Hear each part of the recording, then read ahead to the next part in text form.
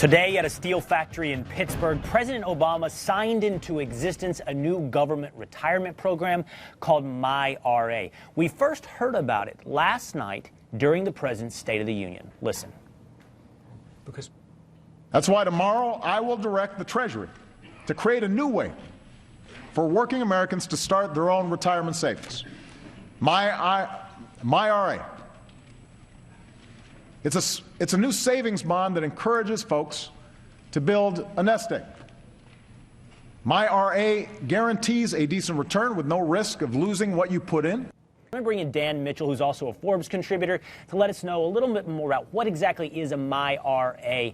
Dan, give me the highlights. I laid out a few things. Just above the rate of inflation returns, sold as a no-risk investment. Is that possible? Well, it's a no-risk investment to the extent that you trust the federal government to pay its bills, which I think at least for a couple of decades is a pretty good bet. I think you described it pretty accurately. The one thing that you left out is that taxpayers are going to kick in a little bit of money. In other words, these small savers will get an above-market rate of return because Obama has waved his magic wand and said this will be the higher interest rate we're paying on these bonds. Now, two things to keep in mind.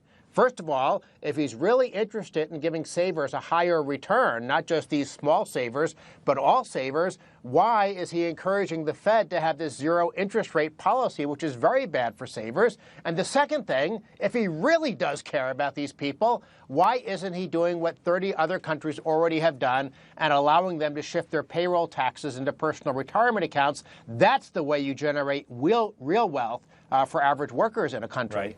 The problem he is attempting to address, according to President Obama, is that 39 million households have no savings for retirement. The traditional IRAs, many of them have floors. The amount of money you must contribute, you must put in at least $1,000. This is as low as $25 for you to begin a MyRA.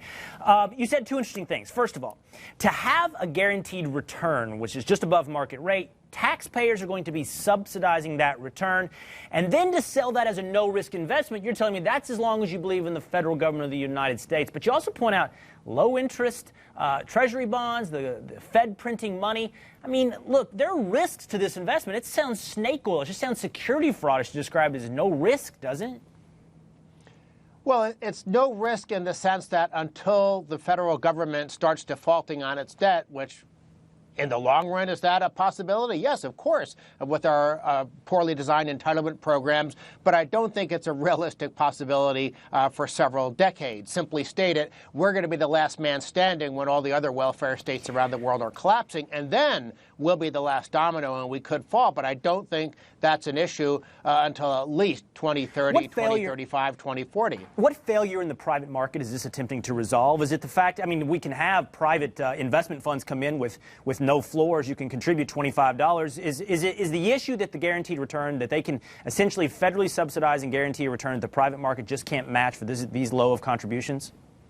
You can get a so-called guaranteed return right now with a CD. There's a contractual obligation to get a certain amount. Now, the point you mentioned earlier is the one that's relevant. There are sometimes floors. You can't set up an IRA or buy a CD unless you have a certain amount of money. And so, yes, the president is identifying a narrow segment of the population who don't have any savings, who don't really, or at least they have difficult access to some of these guaranteed returns. But again, we're talking about a very small return because the Fed's easy money policy has driven returns down to near zero anyhow. Right. And as a result, even the taxpayer subsidy is going to be, in the grand scheme of things, relatively trivial in the long run. And I suppose, as someone who doesn't like government spending, this is about the least destructive form of government spending you can imagine because the Treasury is sending money out the door because people are saving, as opposed to some of the other ways they waste money on ethanol handouts, on pork barrel spending, on all the kinds of Obamacare subsidies, all the other things